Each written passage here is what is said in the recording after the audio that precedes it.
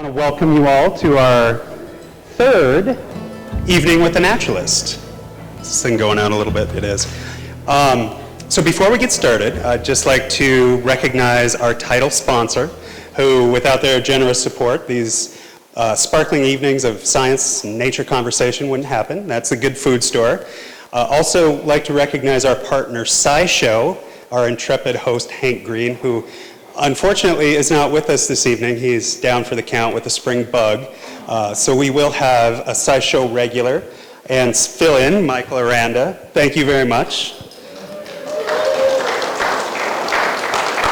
And then it certainly wouldn't be an evening without some tasty beverages, and I'd just like to thank Dram Shop for their support in providing tasty wine and beer, and root beer.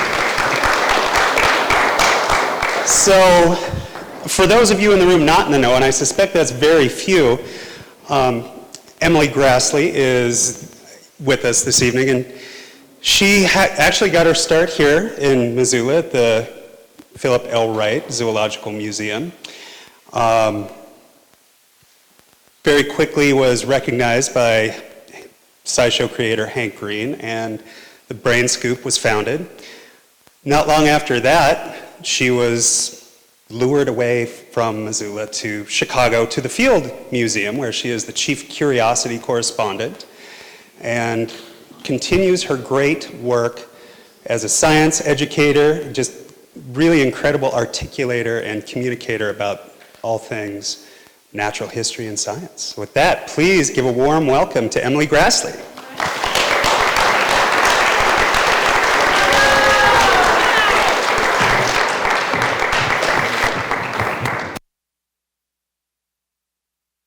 Oh, and this is a very state-of-the-art microphone. I've never seen anything like it. Yeah. Hello, my name is Hank Green. I am not Hank Green. Apparently he got food poisoning, so I'm filling in today. My name is Michael Aranda. I'm a host on SciShow. I work at EcoGeek, where we produce all kinds of online video educational content stuff. And I get the distinct honor of talking to Emily Graslie tonight about science-y things. Well, the major thing, Michael, that you've left out, and first off, thank you all for having me here. I love any excuse to come back to Missoula, Montana. I feel like my heart is in Missoula. So every time I come home, I do this nostalgic loop of like, oh, from the Orange Street Food Farm to Bernice's to Taglieri, and I've eaten my way through the city in a single day. But what Michael hasn't mentioned is that Michael was the original producer and co-creator of The Brain Scoop, which I think is really very cool that we can unite here to talk about the beginning of the show and what we've done since then. So thanks, Michael, for filling in. You got it. I think it would be most interesting to use your experience to illustrate how you can have an interest in science and be passionate about science and pursue lifelong learning without necessarily having a formal education in the sciences. So how is it that you ended up interested in doing what you do now? Yeah, that's a long story question too. And I was here last year and I gave a presentation, so I apologize if you were at the community lecture series because you've probably heard my origin story.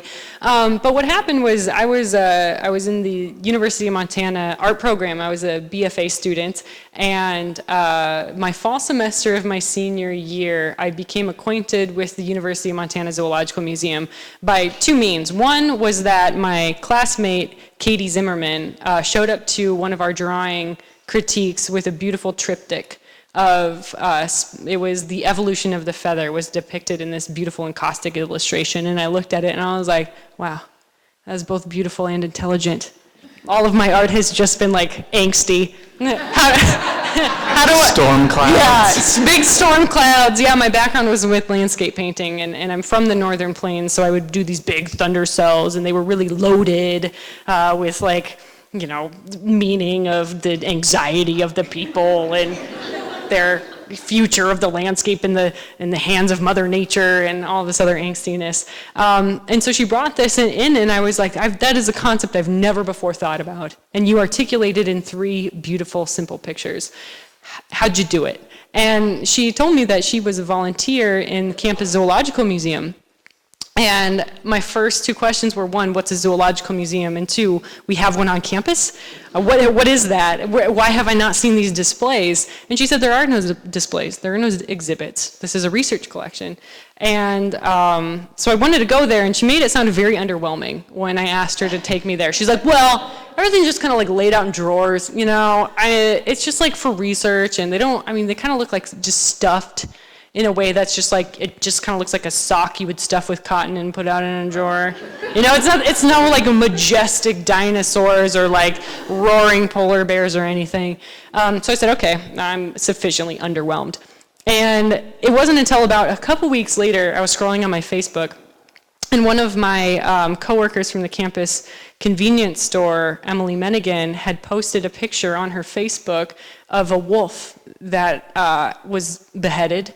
It was just the decapitated head of a wolf, and then the next picture was the skin of the wolf off, and it was like sitting in a lunch tray, and because that's just the materials they had in the museum. And she did it in such a way that was just so candid and so unapologetic of like, this is my volunteer position, this is what I do, here's this wolf we're working on, and that's it. And I was amazed because visually, that representation as an artist is so compelling and so revolting, but also it's engrossing and it's just gross at the same time. And so I asked her again, I was like, where'd you do this? And she said she was a volunteer in the museum, and I said, I gotta go check this place out.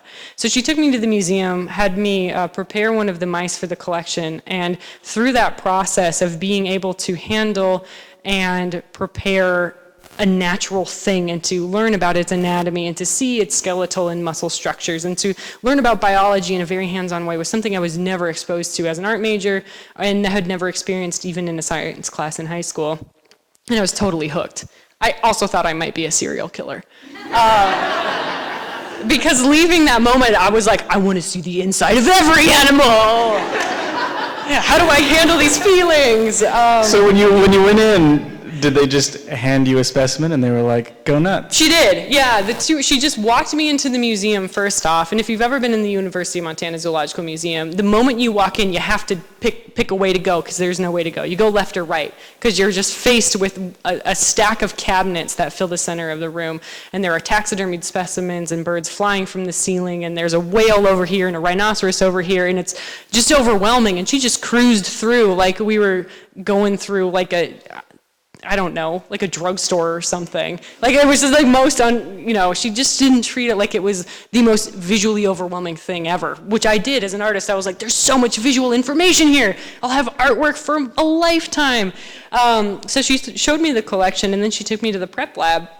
And that's exactly what she did. They were working on some mice that were part of a project from the Montana Natural Heritage Project. They were voucher specimens, part of a survey about rodents from the Northern Rocky Mountains. It was an ongoing research project. And essentially, she just handed me a Ziploc bag with a soggy mouse in it, and she said, you want to prep this? I was like, I didn't take a science class, I'm sorry. And she was like, no, you can do it. She's like, can you stuff a pillow? Have you ever sewed before?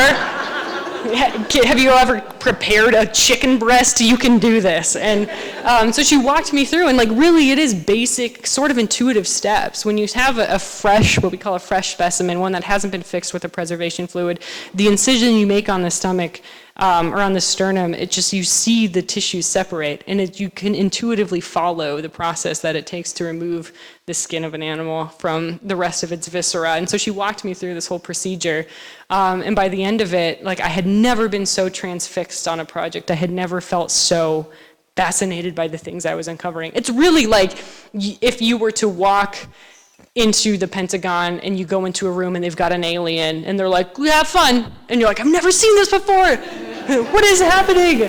So you're sitting there taking this animal apart, and in your head it's like a whole new world. Yeah, that's exactly what it was like.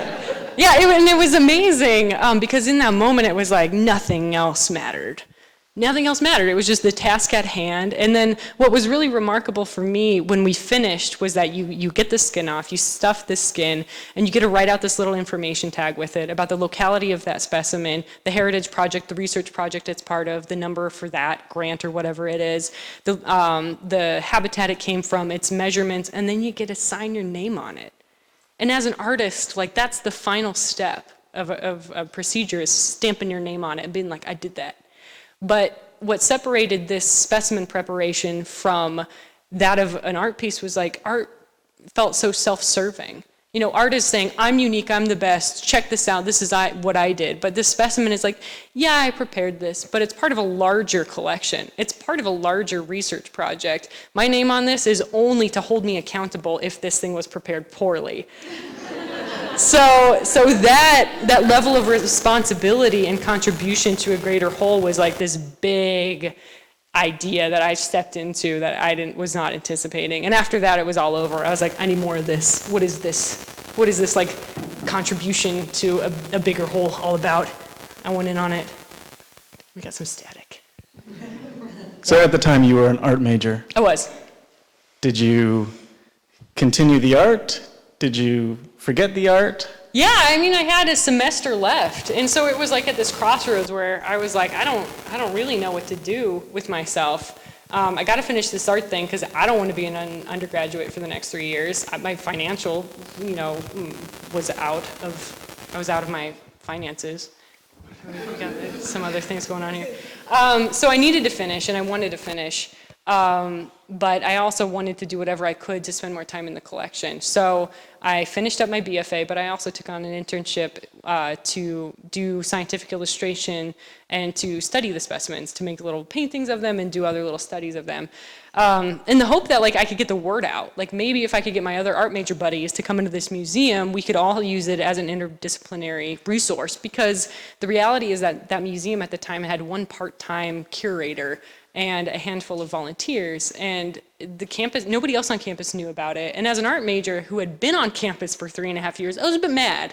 I was like, we've had this amazing resource this whole time, and instead I've spent the last 3.5 years like painting wine bottles and plastic fruits.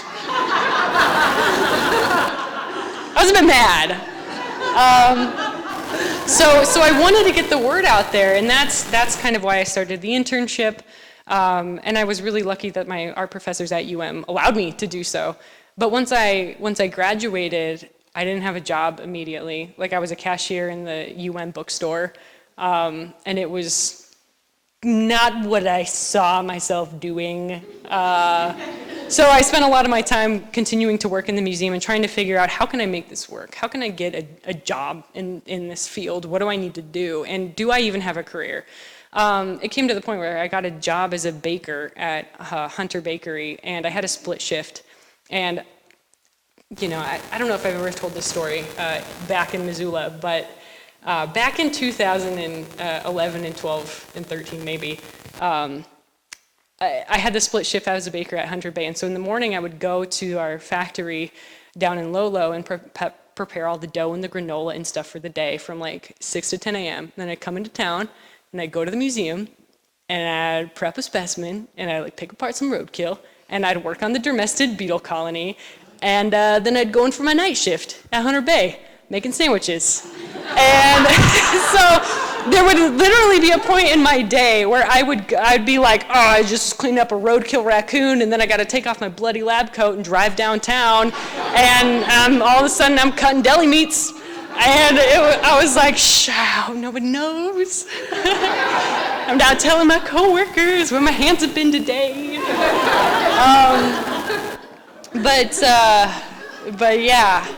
So during all of this, my whole goal was twofold. One, it was to get the community to care more about this resource, which I found to be the most inspiring source of a connection to the natural world, the most riveting place for an artist to be, the most captivating place for interdisciplinary potential.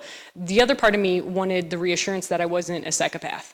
So I started photographing the specimens and putting them on my blog and hoping to find a community of people either within Missoula or in the broader digital sphere of people who also worked in museums to figure out what the job potential was for people in museums. And I did that because of my art degree. So there never really for me was a separation between doing art and pursuing communication from a museum. They overlapped in a way that made a lot of sense. From an artistic standpoint. And then at what point during all of this did you realize that this could be a path to something else? That was very difficult to know when that was going to happen. There were a lot of times where it was like I had to take a leap into the unknown and tell somebody, just trust me on this. And one of the times was like, when I told my parents I wanted to quit my job to do this full time because I wanted to I've learned about a master's degree in through Johns Hopkins University, and it was mostly an online degree. It was a master's program, and I was like, this is it. I can continue to volunteer in the museum. I can work on my master's degree in museum studies, and then I'm a shoo-in. But the thing was, I was volunteering, the museum wasn't paying me, and so I just had to tell my parents, give me 3 months where you'll pay my rent if I quit my job. Please just trust me on this and we'll make it happen. And they thankfully did. There's a bit of finagling involved, but we made it happen. Because they were just like, wait, you're telling me that you're gonna take your art degree, you're gonna throw that away, and all of a sudden you're gonna go ahead and hope that you can get a job cutting up roadkill for a museum? With a master's degree, and I was like, yeah, just trust me on this one. And they did, because my parents are great. And so I did it, and I began working on this master's program and starting to take the social media and tumbling and blogging I was doing for the museum more seriously. And that's how I met Hank Green, who worked on SciShow at the time, and he got in touch with the curator at the museum and said, hey, my name is Hank Green, I make educational videos for YouTube, and inside I was geeking out a bit because I was a longtime Hank Green fan, and Hank Green had asked to come to the museum and use it as a backdrop for a video shoot, and I was like, this is my shot. So Hank showed up, and I had rolled out the proverbial red carpet that day. I'd pulled open all of the drawers, I'd pulled specimens I thought he would find fascinating. And really what I tried to do was convince him that this was a resource that he could use for his show. And maybe I could be a consultant for his YouTube show. And how great would that be if then I could, use his social media and his digital presence to help bolster our digital presence at the museum. And he came in and the first thing that I did was hand him a baculum. I don't know if you guys know what a baculum is.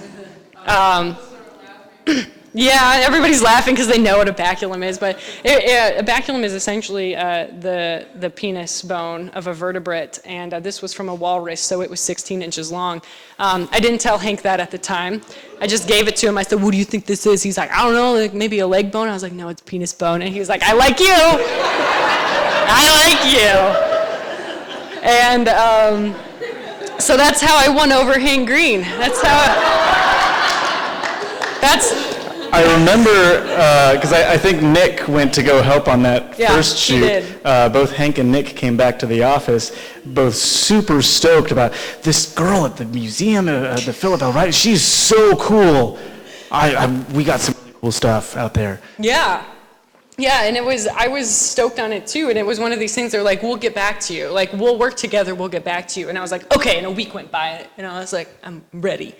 Another week went by, and I was like, I'm so excited about this. 4 months went by, and I was like, I'm not giving him hope. But it was understandable, because Hank's a busy guy. Hank's a totally busy guy, and I was working on my master's program, and I'm an eager beaver. But it finally happened that one day after Thanksgiving in 2012, I think it was, I got an email from Hank's assistant, and he was like, yeah, Hank wants to come by again. And I was like, oh, great, another SciShow thing? And he was like, yeah, we're just going to film whatever. And so, again, they showed up, and I didn't know what was going to happen. And that's when I met Michael Aranda. They showed up on a Wednesday, and I remember asking you if you wanted a tour of the collection. And Hank said, no, we're going to wait until you got a microphone on. And I was like, what? Wait, what do you mean I've got a microphone? And Hank's like, oh, we're going to film a tour of the museum. And I was like, I've done lots of tours, but never one for a video camera. And so it was one of those things I was like, well, again, this is my shot. Like, I'm just gonna give the same tour I always give, and if they like it, that's great. If they don't, well, I gave them my all. And so we filmed this tour. It went up on Vlogbrothers on a Friday. I think it was viewed over 100 million, or not 100 million, 100,000 times. 100 million. 4 trillion views! It went viral. No, but it had a significant number of views, and by like Sunday night, I just had an email from Hank that just said, the subject line said, "as hoped." And essentially in that email, he had said, well, I like you, like what you're doing. Michael Aranda needs a project. How about you guys just do this new show? We'll call it whatever you want to call it. You'll just make videos about the museum. How about it? And I said, sign me up. So it was all of this happened within a period of 9 months or less, from the point where I went to my parents and I was like, I got this idea about what I can do for this small collection, just give me a chance, to getting into a master's program, and then all of a sudden getting an offer from one of the largest educational creators on YouTube to start my own program. It was an insane year, just putting it out there. So, especially now, but even back then, listening to you talk about scientific things, not only do you sound super passionate, but you sound super knowledgeable about what you're talking about. You'd expect that someone like you would have a degree in something scientific. Nah. So like, picking up that knowledge along the way, was it just like reading websites about the stuff? Like you're dissecting things. How are you amassing all of this knowledge? That's a hard question to answer because I don't know. I think a lot of it is like constructing narratives, and that's something that they bang into you in art school. They're like, if you're going to get something across in one visual piece, you have a piece of artwork, and I'm a 2D artist, I did painting, so they're like, the average viewer to a gallery is going to spend 15 seconds looking at your art. You got to get your point across in that 15 seconds. And so when it comes to trying to distill a scientific concept to somebody, you've got to find that narrative, and you've got to be able to distill it in 15 seconds, if that's all your audience wants, or in 15 minutes, if they're gonna hang on for a bit longer. And so I think my approach to learning all of this comes from trying to find that narrative, trying to find what is compelling about that topic, and not in like a clickbait kind of thing, not like top 10 grossest stuff at the museum type of like, type of engagement, but like why this is cool, like why this is something you hadn't thought about before, but you can because it's accessible. And I think what I've always said is I think my lack of a scientific background is really what has helped me in my career, because I have this baseline knowledge. I have the average knowledge of a person who doesn't have a science degree about a topic. And so when you go to talk with scientists about their work, they're coming at it from a perspective of not remembering what it's like to not know. And I am I don't know what you're talking about, but I care about what you're talking about. And so it's just kind of been that balance of compromise, essentially saying like, I've got the enthusiasm because I will get excited about anything. And that's just a thing that happens to me. And, right now it's unioned bivalves. And I've been talking off people's ear about freshwater mussels for 3 months, and I can't get enough of it because they're the coolest thing. They're called, we call them the livers of our rivers. How is that not like both an educational statement and like the beginning of a rap about mussels? Like, hey, yo, the rivers of our livers. And like, I've been really into Hamilton lately. I'm getting sidetracked, but my gift is that once I open myself to being excited about things, I can channel that almost infinitely in appropriate situations, sometimes inappropriately too.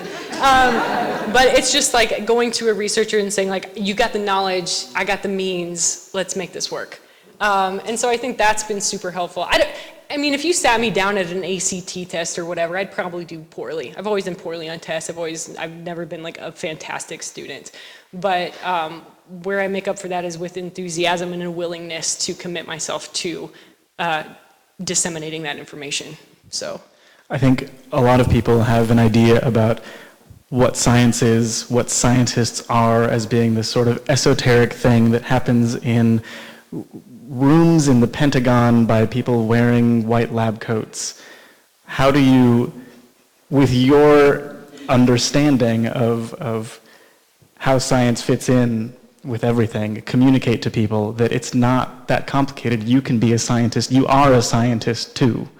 Because I love to find the relatable humanness of people that I work with. Now, I mean, so when I started the show, I was doing it at the UM Museum, and then I managed to travel, get the opportunity to travel to Chicago, and in a period of 3 days, the chief executive director of the museum, Richard LaRiviere, just essentially recruited me on the spot. He came up to me, he said, I like your brain scoop thing. It's a good thing. We'll give you a full-time job if you want to do this here. And I said, sign me up. I'm unemployed. That sounds great. You want me to be the spokesperson of the third largest natural history museum in the US? I don't know if I'm qualified, but you think so. Well, do this dance. And so when I got the chance to start to interface with research scientists in that way, in the capacity of it is my job to communicate their work, I take that very seriously, but I also embrace the humanness of my colleagues. And I think they appreciate that. They appreciate being taken seriously, but they also appreciate the fact that I don't expect them to uphold that erroneous image of a scientist. I think a lot of my colleagues have been upheld to an unrealistic standard for their own professionalism, which I don't understand. You know, like, in order to be a scientist, you need to be in a pristine white lab coat, and you need to be cutting edge, and you need to be X, Y, and Z, and you need to be a man, and you need to be white. And I think just by forgetting all of that, we've done a much better job about getting people engaged with my colleagues, because I don't tell them what to wear. I don't tell them what to say. It's my job to make them feel comfortable on camera, and I will do that whether it takes a 5-minute prep conversation before we film, or whether it has taken 2.5 years of happy hour conversations over beer. I will do it. I am committed in the longest term of the sense to helping them feel comfortable and at ease with talking with me. And I think a lot of them have embraced it. But like, I got this colleague, her name is Janet. You know Janet Voigt. The octopus lady? The octopus lady. Janet is like 6 foot tall. Janet's a chain smoker. Janet was the first person in her immediate family to go to college. She graduated high school in like Ohio, and then if you ask her what she did after that, she like moved in with her boyfriend, and then they broke up, and she was kind of broken up about it, and then her cat died, and then she was really upset, and then she went to the place where every good deep sea biologist goes, the University of Arizona,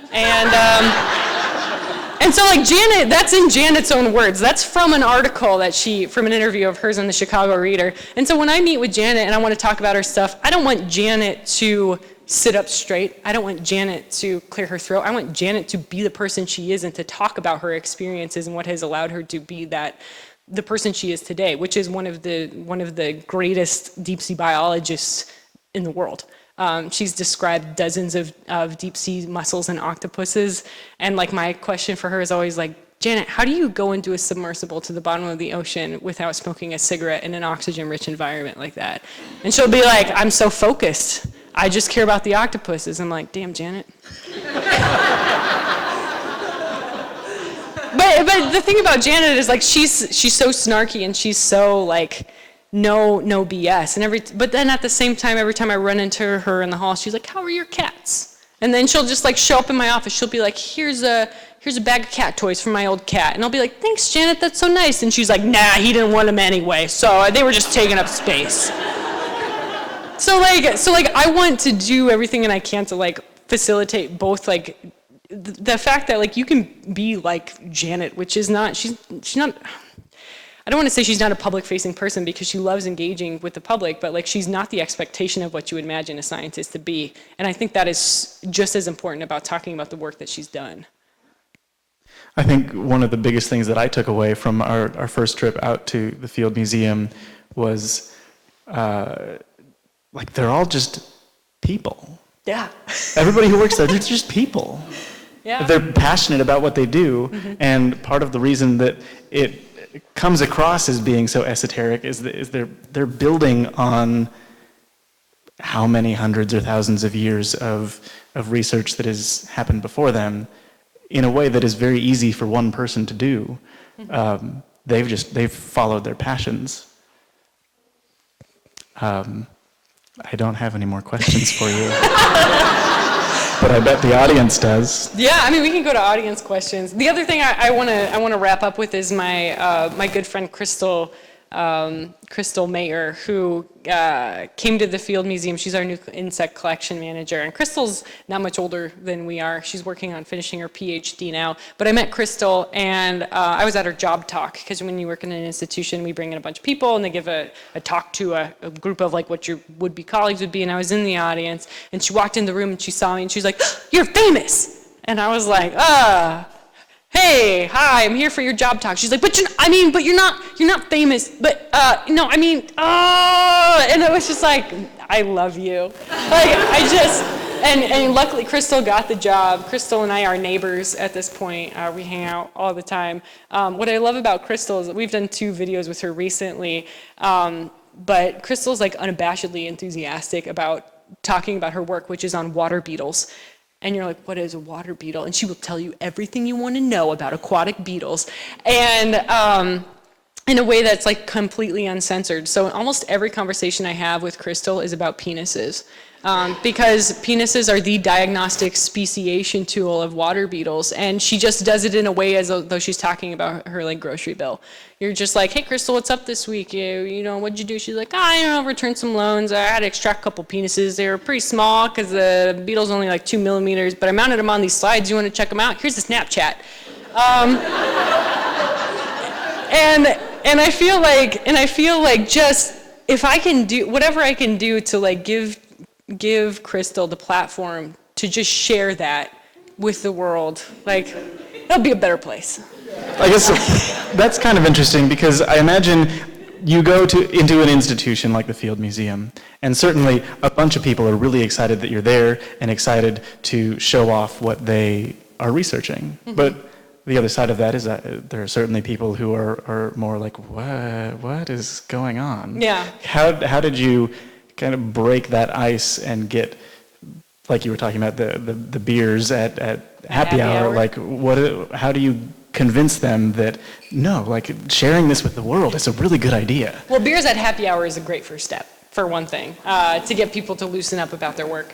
And that is like a great strategy. We have happy hour every Friday, and so like you get a chance 52 times out of a year to butter somebody up. Like, what you working on? Oh, okay, well, I'll try next week.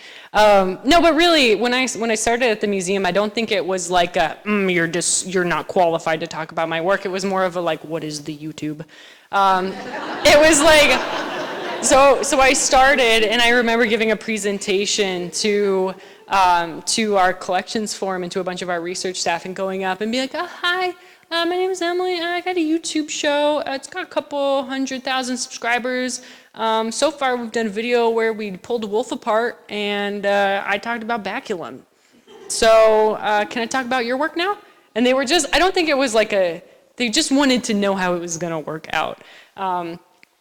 Social media strategy and communication strategy in natural history museums in the new digital age is like such a baby form. You know, there are still museums that have that question, like, what is a YouTube? I talk to 2 or 3 museums or academic institutions a week about people who are interested in starting these new initiatives but have no idea how to tap into this amorphous world of media. And like the answer I give them is like, there is no answer right now, but I will help us as a collective national effort to come up with better talking points and better strategies for communicating our work, because we should be doing this not as disparate institutions, but as a cohesive voice. And that came after 2.5 years of working at the museum and wondering, what am I doing here? But in the beginning, like working with scientists and just saying like, I have this tool, I don't know how it works just yet, but I have this idea, I've learned about your work, I think your work is interesting. If you tell me more about the details, then we can work together to create a video about it and see where this goes. And we did this experiment for long enough that it no longer became an experiment, to the point where like, there are definitely people who took like, it took me 2 years before I approached them about doing a video on their work, but when I did, they were like, oh yes, it is my turn now. Finally, like, took you long enough. But it got to the point where I took my job seriously for long enough that now it has enabled me to free myself up a bit for spontaneity and for for videos that aren't just like, who are you and what do you do here? But like we just did a video on the taxonomy of candy. And I worked with, I think, at least 2 of the 4 people who I had never approached about doing videos before, one of whom is a philosophical evolutionary biologist, Olivier Ripo, and he is so smart I'm afraid of him. He publishes these ontological talks and philosophical papers about like being, like this really heavy stuff that he has spent 35 years wondering about.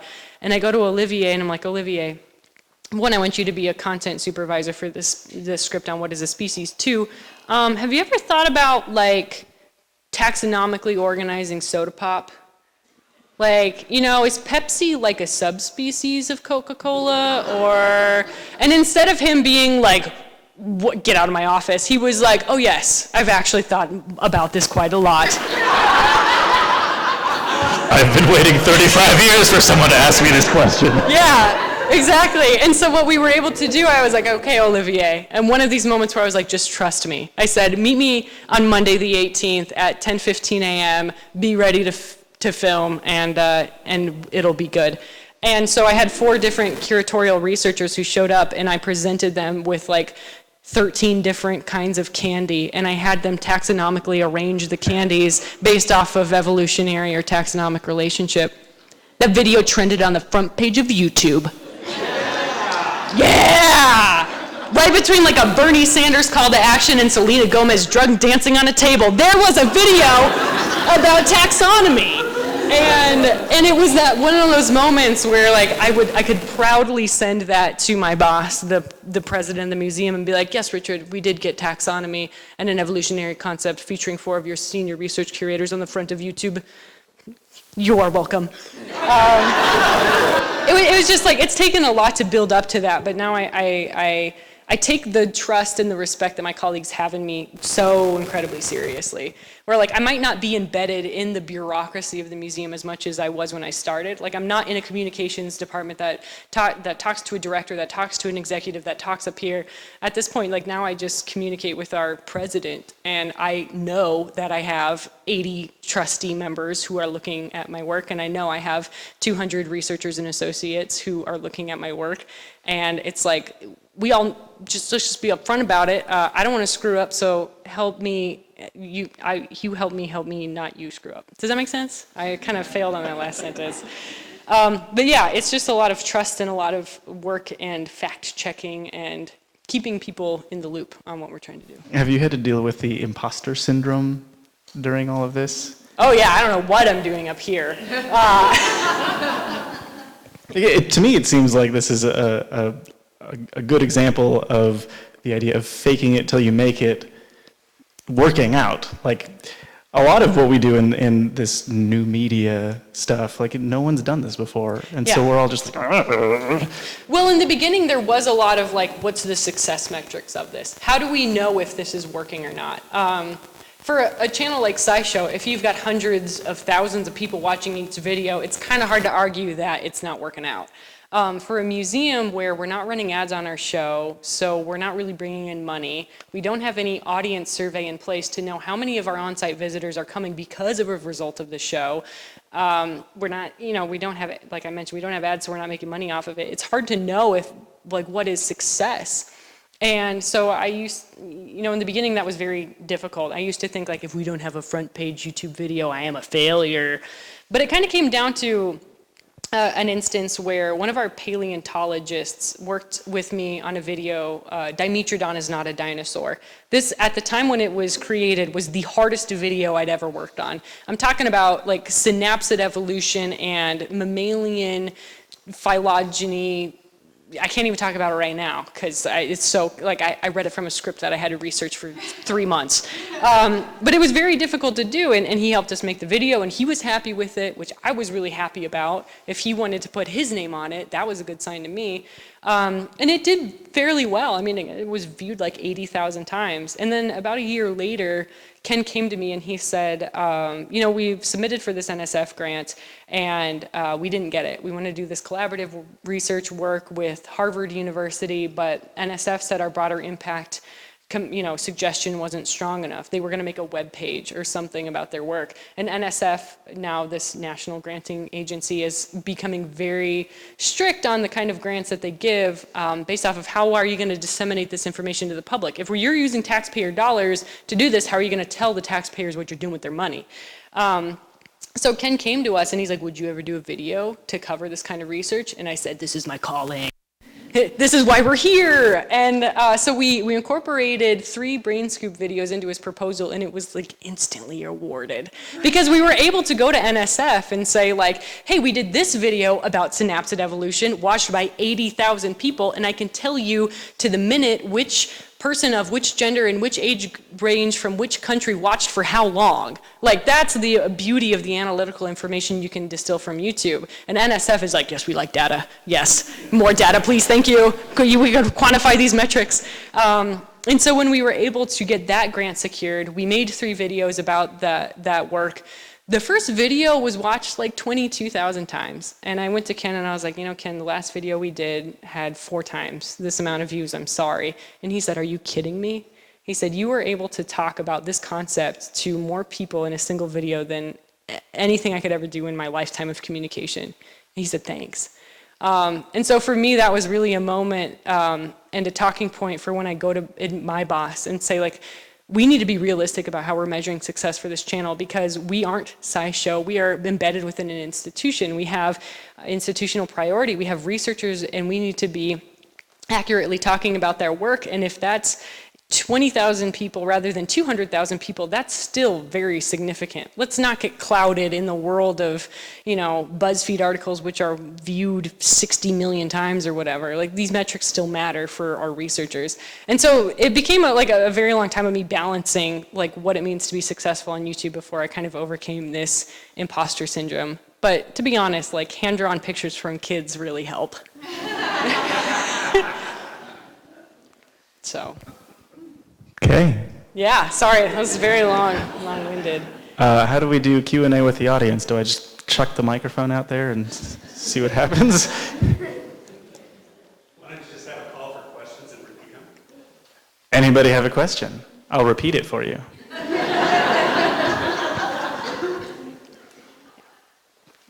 So thank you. I've learned a lot. Oh, good. Thank you.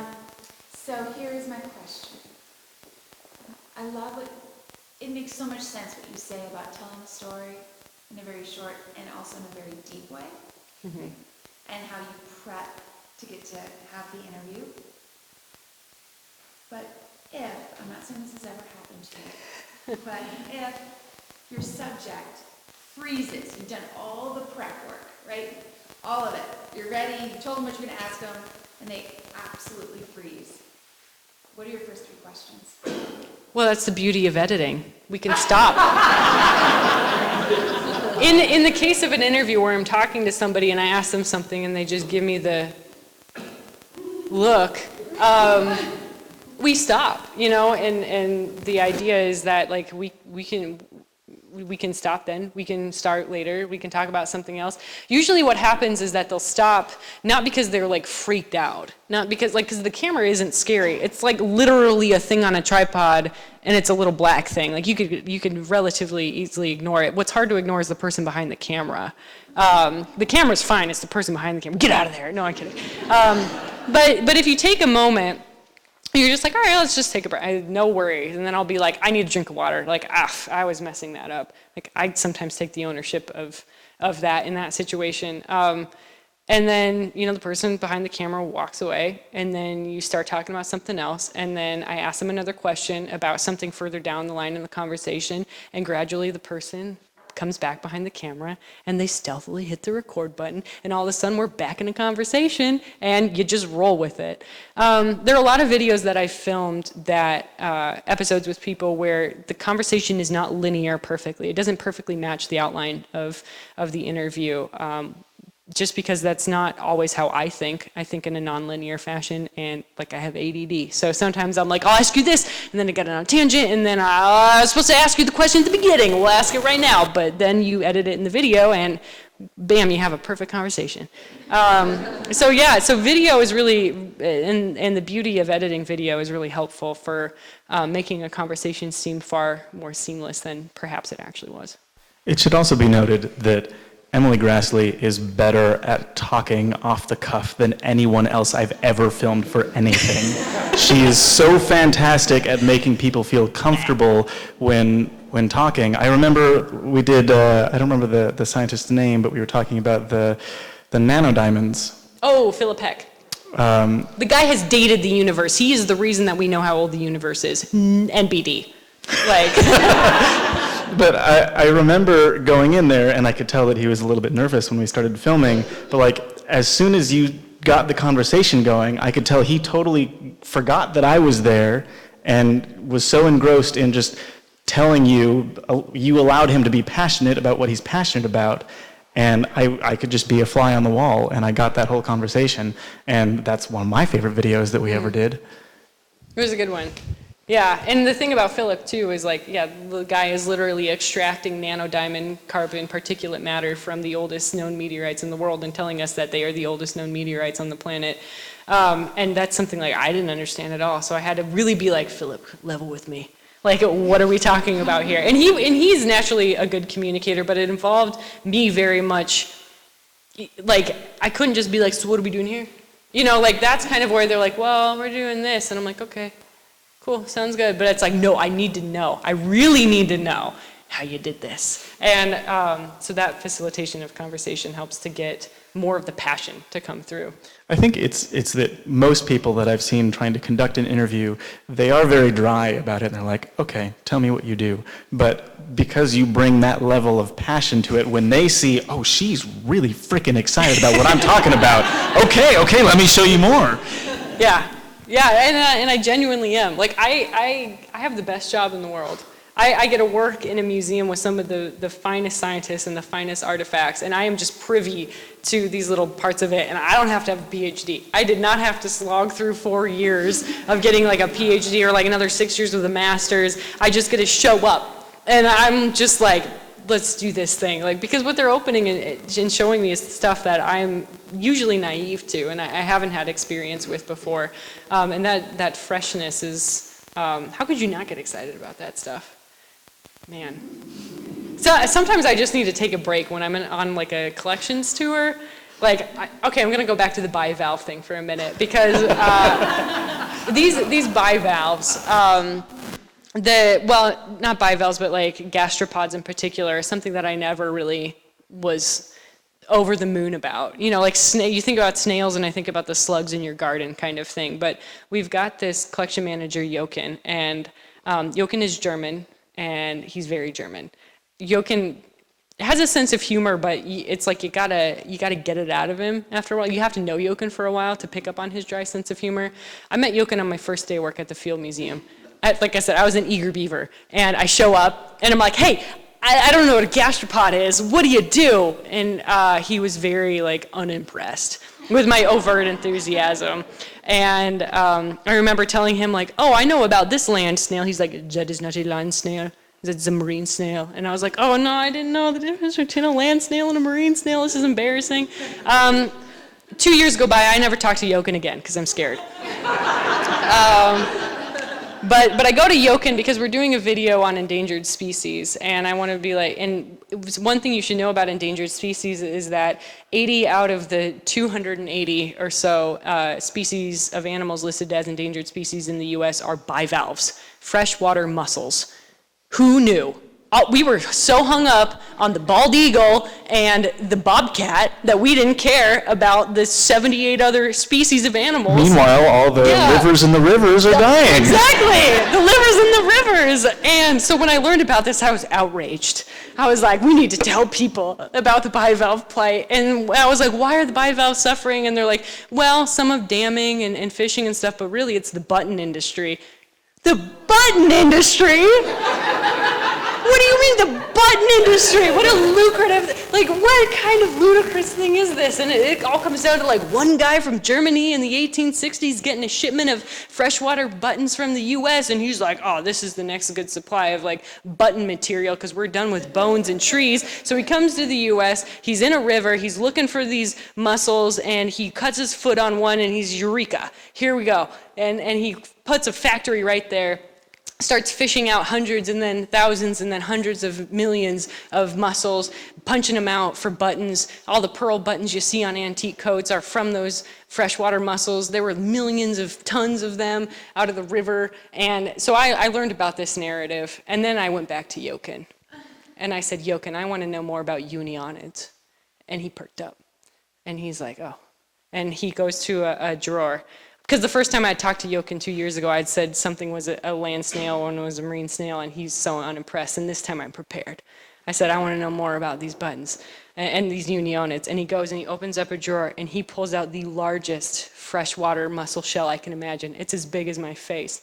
It's brown. It's kind of glossy, kind of dirty looking. It's not like it's not like a giant pearl. It's not like a gem. It's a mussel shell, but it's huge. And he pulls it out and he starts just caressing it. Like it's the most beautiful thing. And I swear to God, he starts to tear up and choke up a little bit. He's like, this unionid, he's like, I have never seen such a beautiful mussel. And he's just like looking at it and like admiring it. And then he looks at me and then he puts it in a little tray and he hands it to me. And I get to pick it up. And it was like the happiest moment. I was just like, we gotta like appreciate. And he was like, this individual was like over 100 years old when it was harvested. It had a good life.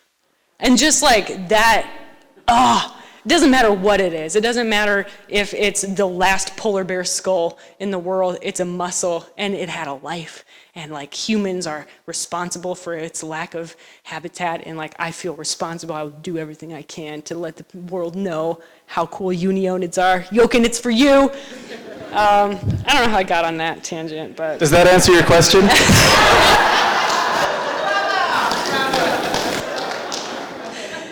Anybody else? You had the right notion. Let's throw it out in the crowd.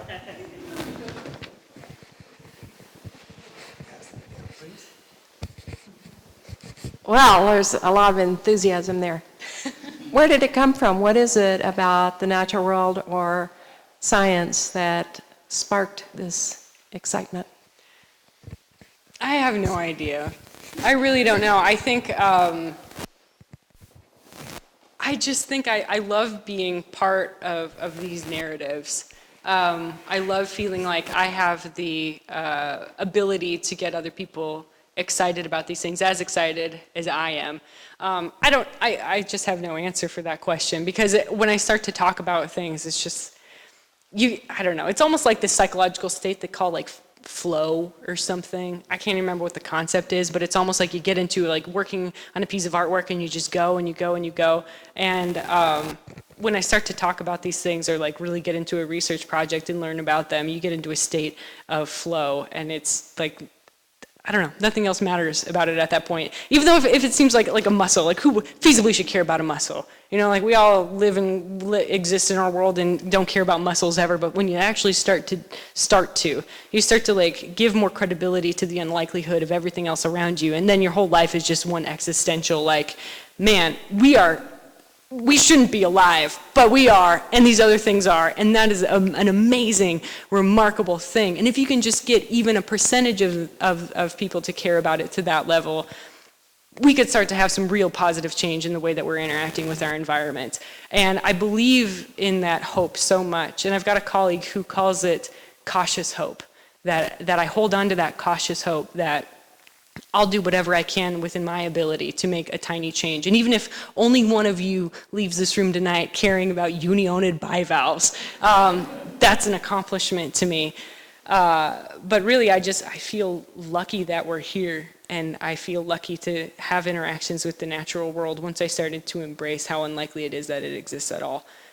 So then you get all these like, what am I? And I just kind of roll with those notions, I suppose. Also, my mom's a funny lady. I probably get it from my mom. What was young Emily excited and passionate about? Dirt, playing in the dirt, playing in streams. It's funny because I've like started to find all these photos of me from when I was a kid, and like you could clearly tell I needed to be the center of attention. Like everybody's posing for a family photo, and then there's a photo of me in my like Christmas dress, and I'm like posing like this off camera, and I was just a ham, I guess. I always wanted to kind of be in the center of attention. I needed people to care about what I was saying. And now I'm just channeling it in a more like less self-serving way. If I'm gonna be honest. But most of the time I was playing in the dirt. Picture of me eating rubber bands covered in dirt. I don't know. I mean, knowing you, it makes sense. It makes a lot of sense.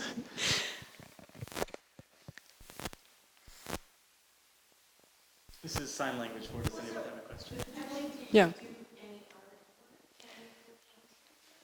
I haven't really done a lot of artwork.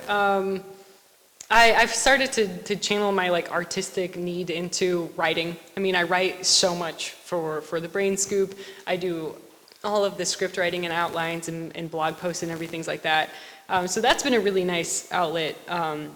Visually, I should really be into it. But also, I do a lot of photography, I suppose, for our program, and I help to design. Like we're building a set for the Brain Scoop, which is pretty exciting. So we get to channel some like artistic outlets in that way.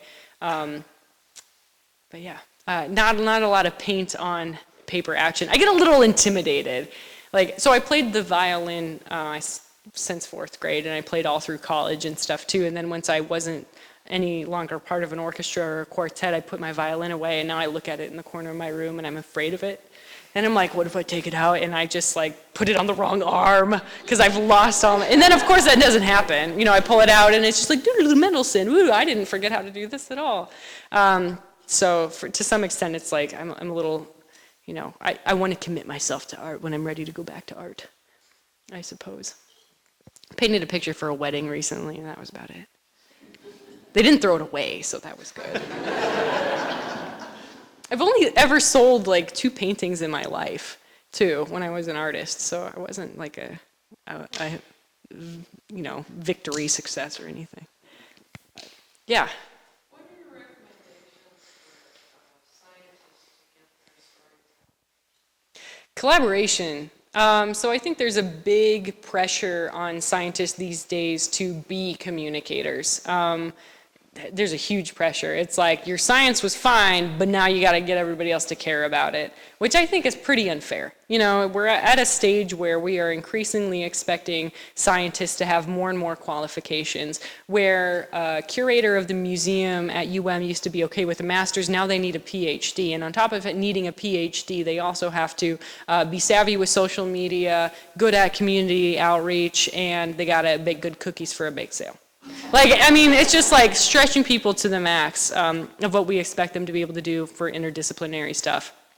I'm against that because if I were for that, my job wouldn't exist.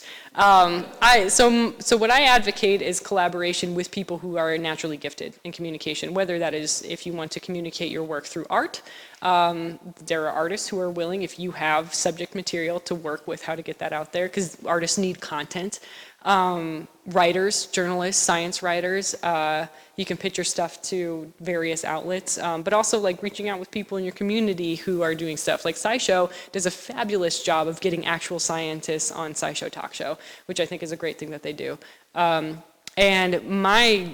what I've been trying to push too is like getting more institutions like the Field Museum to hire science writers and content creators to act as facilitators for those research scientists, because we shouldn't be expecting people to go beyond what is reasonable means of their job expectations.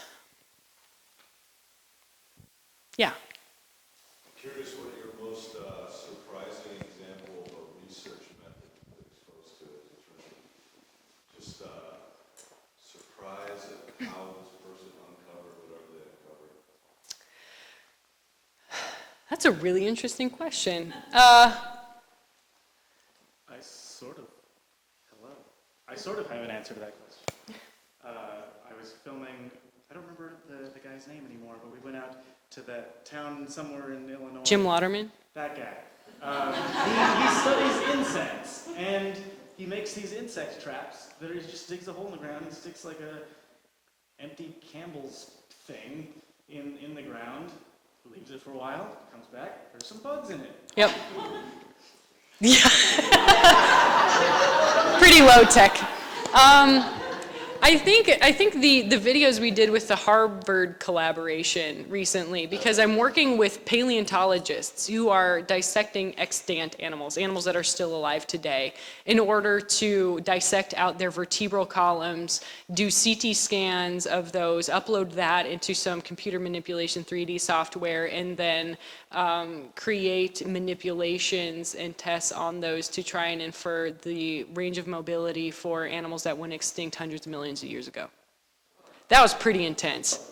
I know, right? Steph funded us to cover that. I felt pretty good about it. But yeah, so we got to go to Harvard, and we worked with a paleontologist to dissect out the spinal column of a fisher, a large weasel.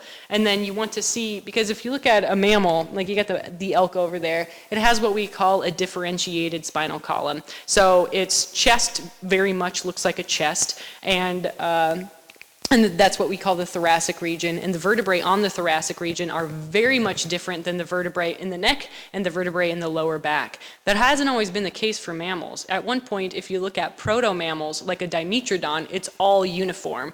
The rib cage extends almost uniformly up until the pelvis. And so at what point did mammals gain the mobility that they have in the lower back, which enabled us to run and gallop and climb and diversify and fill all these other niches that were unoccupied by prehistoric life before? So that was pretty cool, because we got to cut up a fisher and then scan it and put it into gaming software and move it around and try to infer Hox gene development. So that was pretty wild. But that's also Harvard. They got some smarty pants over there. It was pretty neat.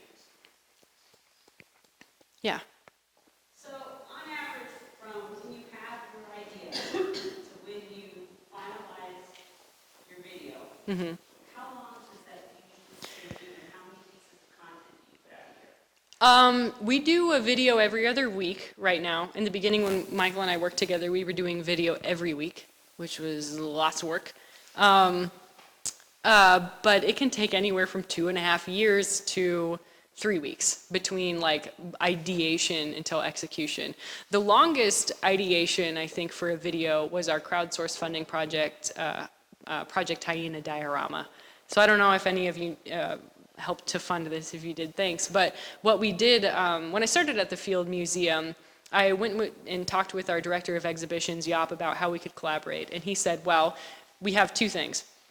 One, we have a diorama space in our Asian Hall of Mammals, which has 20 diorama alcoves, and 19 of them are finished. Back in the 1930s, they boarded one up because we ran out of funding and nobody cared for 60 years to fill it.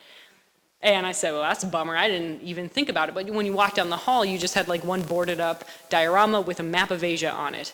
And then he said, at the same time, we have a quartet, 4 striped hyenas that were procured by what is equivalent to the Michelangelo of taxidermy. Carl Akeley, who's a pioneer in the art of taxidermy and who set the precedent for people like William Hornaday, who taxidermied the 4 or 5 bison, similar to those back there, who really developed the techniques for how specimens are preserved today. Akeley had these 4 hyenas collected on the first American-led museum expedition to Africa ever, back in 1893. Prepared these hyenas, and then the museum were like, nobody likes hyenas, let's just put them back here. Out of the way. So they were in the reptile hall, which was kind of defunct. And it's what I tell people, it's like the equivalent of putting the Mona Lisa in your grandmother's attic. It's like you have these beautiful examples of some of the finest taxidermy from the time period, irreplaceable, and you're just throwing it away because you think the public doesn't care about striped hyenas, whatever. And so I said, let's do something. Let's do an Indiegogo crowdsourced funding campaign, move the hyenas out of their crappy location, put them into a new diorama space, the first diorama in 60 years at the Field Museum, because nobody values dioramas, or it's rare that you value a diorama. You look at these things and you're like, we got the Discovery Channel, why do we need this? But the actual value of a diorama is that you can't, even if you watch one of these animals on the Discovery Channel, you don't get a sense of its habitat, really. You'd never get that close to it. You don't get to see the actual animal. Even if you see that animal in a zoo, you will never get that close to that animal.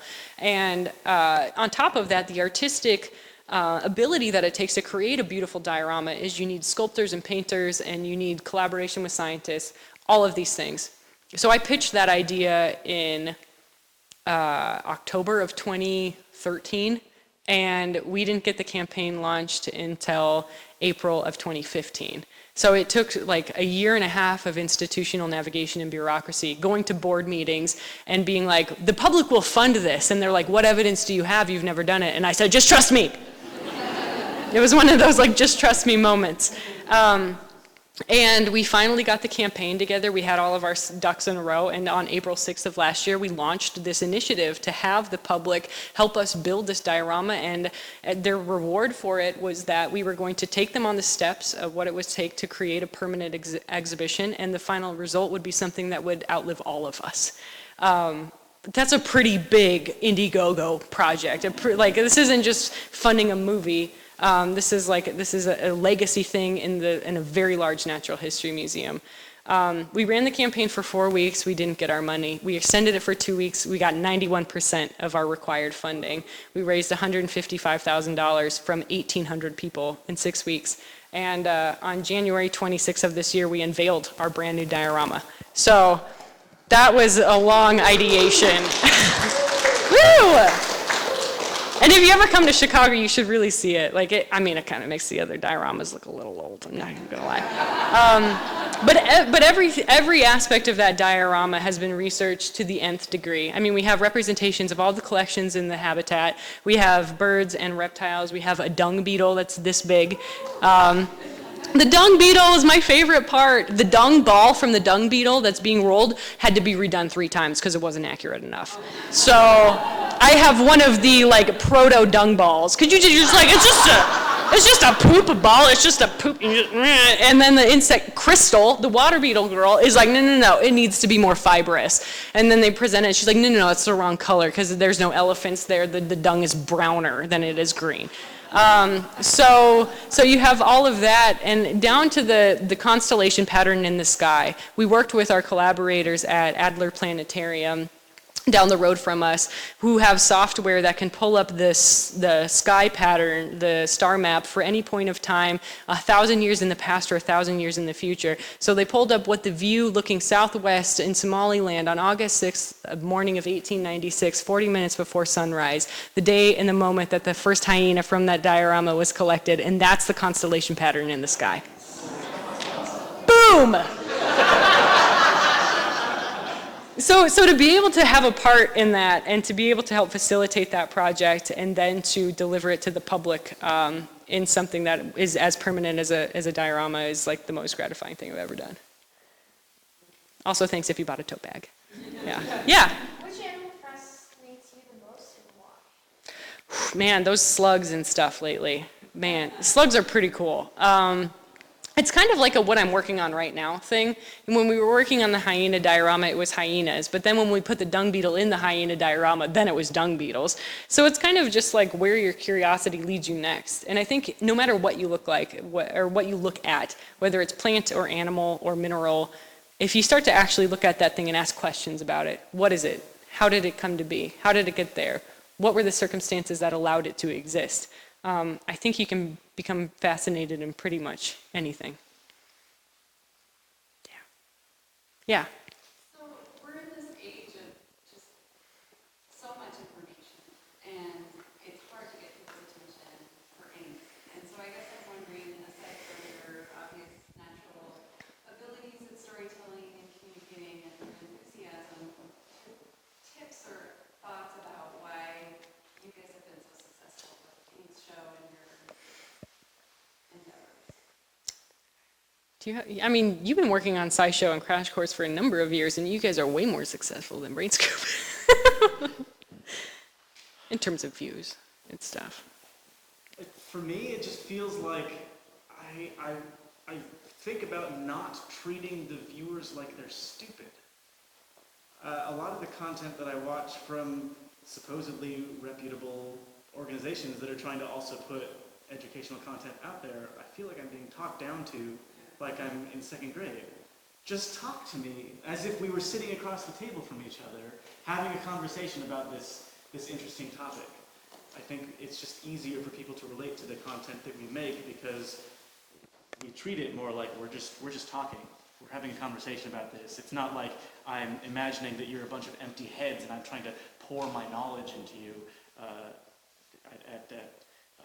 It's your pleasure, not mine. It's just we want people to hear it the way we want to hear it ourselves, if that makes sense. Yeah, I'd agree with that. I mean, it very much is the empty vessel kind of thing, where if you, I don't know, if you look at older content, it's kind of like, it's either like, wow, you need to be interested in this because it's the most venomous animal in the world, and death and destruction, and that we'll get you that way. It's either like a compromise of that, or it is the empty vessel syndrome kind of thing, where you're like, well, I mean, I had to spend so much of my time and energy coming up to learn this, and now you want me to answer your question in a mere few sentences. Ugh. You know, it's like this pretentiousness that is suffocating. A really old professor getting a bunch of freshmen in his class, and he's just like, ugh, fine, I'll teach you my knowledge. That's what we want to avoid. Yeah, don't do that. You know, the thing about wanting, we all have serious ambitions of increasing scientific literacy across the world. That is why we do this in this medium, really, and with the passion and the dedication and the commitment that we do. The last thing that we want to do is turn people off of it because they find it inaccessible, or they find it well, the only reason you know that is because you went to school to learn about it and spent all this time doing it, and you're privy to that information because you're special. You know, we don't want it to be that way. YouTube is this amazing platform where if you have an internet connection, you can digest this information anywhere. So let's take advantage of that lack of barrier and continue to break down barriers between knowledge and understanding. I think another thing is that people respond to stories. If you can give them an experience, that's something that they can take with them after they're done watching your video, reading your book, whatever it is.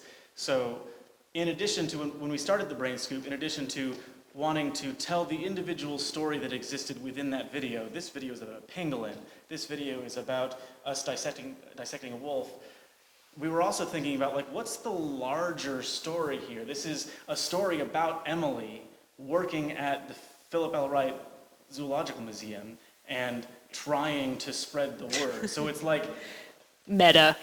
Making what we were doing a part of the story that we were showing everybody, and that made people go, oh yeah, this is awesome. When the Chicago thing happened, there was a tremendous amount of vicarious joy that the audience felt because they felt like they were a part of our band trying to spread the word about science. Mm-hmm. So if you can give people that story that they can follow, not only in just this one bite-sized piece of information, but throughout the whole thing. We're going on an adventure together. Mm-hmm. People respond to that. Yeah. Oh yeah, oh yeah. We did a little domestic trip in Illinois to collect insects, and then I've also been in Kenya collecting bats in caves. I got to go to Peru for 3 weeks into the Andes Amazon region and work with a rapid inventory biological team where it took us 6 days to get to our field site because we were dropped in a completely remote area. That was kind of terrifying, not gonna lie. But we've got to do that, and we did a fossil fish dig in Wyoming. So it's kind of dependent on funding for these trips, whether or not they bring a camera person.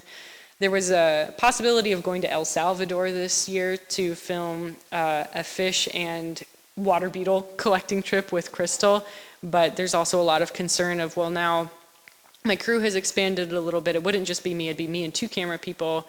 I'm pretty white, I stick out in a place like El Salvador, and we have a lot of camera equipment the political climate might not be as good, maybe we'll go next year. But if the funding is there and if we have the time, then we get to accompany our scientists into the field to document what it's like to actually be on one of these collecting expeditions. So we have like our Peru series is a 10-part series, our Kenya series is 2 15-minute long videos. We did 3 videos from Wyoming, 3 videos from the insect trip. So it is a lot of fun, and I think not advertising, but getting the public to understand the importance of specimen collection in a time when animal rights activists and conservation societies want to avoid talking about the subject is really important. And something that the Field Museum's been really good about supporting, because as naturalists we know that we learn about our habitats and these environments through the continued collection of specimens in a measured and deliberate way. You know, we're not just going out, putting up mist nets and catching bald eagles to throw into our museum because we're maniacs. But sometimes the public might see it like that, especially when a story gets out where it's like an ornithologist snuffed a kingfisher that they had never found in this region before, and they're yeah, but it's like this is the reason why we have to do that, and just being very candid and upfront about the importance of collection is something that the museum supports, and I'm happy to go out on the charge, even though sometimes I get angry letters from people. You killed that animal? No, maybe.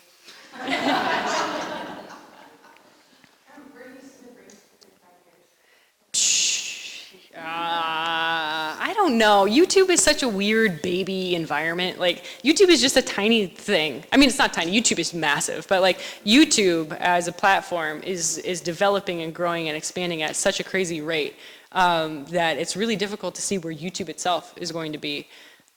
I don't know. How old am I going to be in 5 years? 32? I don't know. Count on my fingers. I don't know. I mean, right now we first hired, or we were able to hire our second producer for the first time. We've always only ever worked with one producer. So now we've got a second producer. We're expanding our coverage of things at the museum in the next couple of months. So we've been every other week for like 2 years, and now we want to be weekly content again. Bless you. Because content is kind of king on YouTube. But really it's more of like, what I really want to do is expand on this national collective unified voice for natural history museums. Museums across the country and across the world are terrible about talking about what they do, why we have collections, how we're using them, why they're important. I mean, something comes up in the media like a disease like the Zika virus, and nobody thinks to think about museums as the reason we know about that mosquito. And that's a big problem when it comes to funding, when it comes to getting support for research, and I think it's just like symptomatic across institutions. So if I can kind of be at the forefront of that, or if I can even be a part of that conversation to offer up the knowledge to the other institutions about best successes on our part to help them in their initiatives, then if we can get a collective voice in all of this, perhaps we will have a better future for museums in their contribution to our understanding of the natural world. Mic drop. Probably need to get a master's degree between now and then. I don't know. We'll figure it out. But yeah, but I'm really happy with what I'm doing. I love my job right now. Yeah. I think it's really common and makes sense for institutions to focus on an adult audience. Mm-hmm. What do you do, or what have you considered when you think about the youth, which is where a lot of that future energy comes from, and how you can bring them into the conversation? Well, it's interesting you asked that question, because right now the Field Museum doesn't have any adult engagement programs. We've done a really poor job of adult engagement, actually. Like, Brain Scoop is the one sort of adult engagement thing that we have, and as much as like we can look at YouTube analytics and kind of know that our demographics are between 17 and 35, maybe. Like, or maybe the 35-year-olds are parents watching with their younger kids.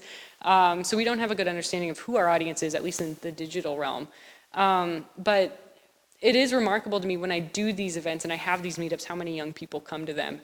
And mostly how many handwritten letters I get from like young 5-year-old girls, and it's like a desiccated wolf, and it's like, I loved the wolf videos, my mom and I watch it together every night before I go to bed. And the mom's like, please don't think I'm crazy, we really like your show. You know, it's, so it's really hard, you know, and I never want to pander. We will do content that is meant for somebody who has a certain level of education, perhaps, or a level of understanding. So our Hawks gene videos at Harvard, probably not going to appeal to your kids, unless they're really into Hawks genes. I didn't know what a Hawks gene was until I started. I'm 27. So, but it just is kind of like a balance of that content and trying to find as many levels of accessibility as possible. But yeah, as far as the Field Museum is concerned, they are very committed in K through 12 education. It's probably different here. This is a different institution. But I think the most fundamental thing about getting kids excited is taking them outside and interacting with them in the natural environment to foster those relationships. I didn't know how spoiled I was with access to natural environments until I was deprived of one, and it was awful. I lived in Chicago and everything smelled bad and I hated public transportation and all I saw were gulls and sparrows and it made me angry and I didn't know why until I had to go to a park and I was like, oh, there's a bullfrog. Hey man, we're okay. So I've had to move out of the city and back into an area where I can achieve at least exposure to natural environments to feel part of it. So I think where kids are concerned, just take them outside. And you have that ability here in Montana. There's no excuse. I mean, literally walk to the grocery store and you can have a better experience in a natural environment than if you live in Chicago. I think it was interesting when we were doing the dissection videos that the reaction from kids is always like, ooh, cool! It's more often that the adults are the ones that are like, oh, I don't know. Yeah. Yeah. Because they're like, if my kid likes this too much, they're going to end up like a serial killer, really interested in it, and then end up with a YouTube channel all about it. And it really is like, it's so, when it's 100% true. We do members nights at the Field Museum where we just have like streams and streams of people come through.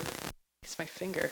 Of people come through and we have like a mammal preparation table out and we usually have some large animal on it. And you'll have kids that just park themselves like slack-jawed in front of the table.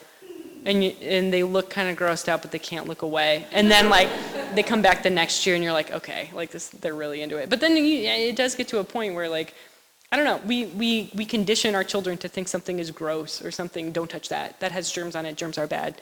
Like remove yourself from that. Like, and I think that can be so damaging, especially when you instead of being in a natural environment, you're in a school environment and it comes to dissection and it's like, oh no, that dissection that you're doing in class is gross. Or like, oh no, boys only play in the dirt.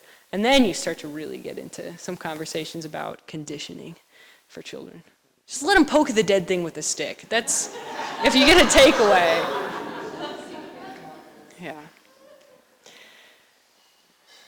Are there more questions? Yeah. Do you have any advice for someone who's starting out creating online content? Just keep doing it. You learn so much from just the act of doing it. Even if your audience, I mean, and I think for a lot of people who are starting off on YouTube are kind of expecting instant results or instant gratification because we're a generation of people who want instant gratification. Maybe, I don't know, that's what people say about millennials, I don't believe it. But I think consistency and being able to identify what it is you want to get out of it. Do you want to be a famous YouTuber? If you answer yourself yes to that, why? Like, what is the appeal of a bunch of anonymous people knowing who you are and watching your content? Is it just because you want people to tell you that they like you? Like, what does that mean, really? And so I think for YouTubers or people who are interested in using it as a medium, understand it as a democratizing medium. If you have an opinion or view on something and you want to share it, take the ownership to research that, articulate your content well, and execute it, even if 5 or 10 people watch it. I mean, you're doing it for you. You're not doing it for those 5 or 10 people. So I think consistency in the execution is really important. Yeah. I think we have run up against the end of our time. Oh, thank you. Thank you guys for coming out. Yeah, thank you.